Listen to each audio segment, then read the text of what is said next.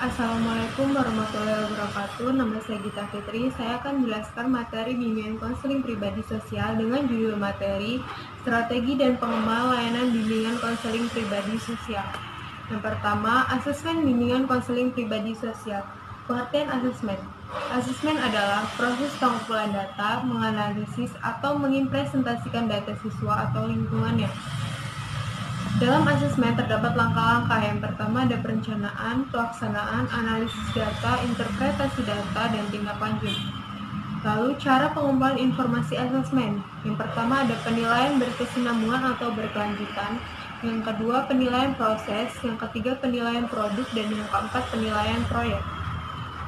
Dalam asesmen terdapat dua teknik, yaitu teknik tes dan non-tes. Lalu selanjutnya ada strategi implementasi program bimbingan konseling pribadi sosial. Yang pertama ada pelayanan dasar. Dalam layanan dasar ini terdapat layanan orientasi, layanan informasi, bimbingan kelompok, pengumpulan data, dan bimbingan klasikal. Lalu yang kedua ada pelayanan responsif. Dalam pelayanan responsif terdapat konseling, konsultasi, kunjungan rumah, konferensi kasus, bimbingan teman sebaya, alih tangan, dan kolaborasi dengan pihak lain. Lalu yang ketiga ada perencanaan individual.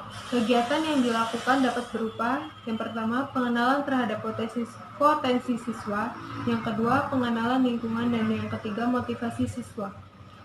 Lalu yang keempat ada dukungan sistem. Dalam dukungan sistem terdapat pengembangan profesi, manajemen program, riset, dan pengembangan.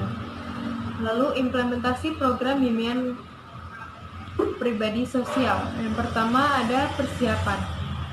Hal-hal yang harus dipenuhi adalah tujuan yang ingin dicapai, materi yang ingin diberikan, kegiatan yang dilaksanakan, sumber bahan dan alat yang digunakan, yang terakhir instrumen penilaian yang digunakan. Lalu yang kedua ada pelaksanaan.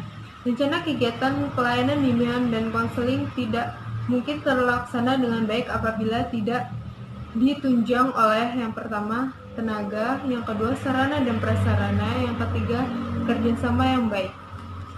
Lalu yang terakhir ada penilaian. Penilaian bertujuan untuk mengetahui keberhasilan layanan yang dilakukan. Dengan penilaian ini dapat diketahui apakah layanan tersebut efektif dan membawa dampak positif terhadap siswa yang mendapatkan layanan. Sekian presentasi dari saya.